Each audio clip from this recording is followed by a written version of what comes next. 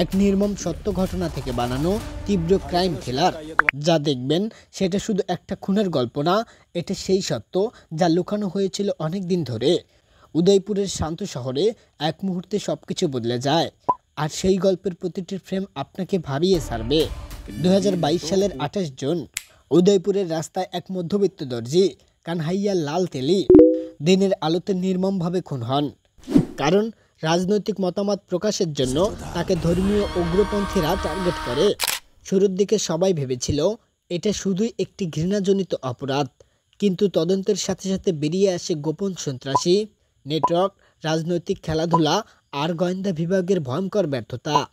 ছবিতে বিজয় রাজ অসাধারণভাবে তুলে ধরেছেন এক সাধারণ মানুষের সংগ্রাম, যিনি শেষ পর্যন্ত অন্যায়ের শিকার হন, ন্যায় বিচারের লড়াই আর পরিবারের নিরাপত্তার মাঝে দ্বন্দ্বে জড়িয়ে পড়েন। এই মুভি শুধু একটি হত্যাকাণ্ড নয়, এটা ধর্মীয় অসহিংসতা, রাজনৈতিক পক্ষপাত আর সমাজের নীরবতার বিরুদ্ধে এক তীব্র প্রতিবাদ।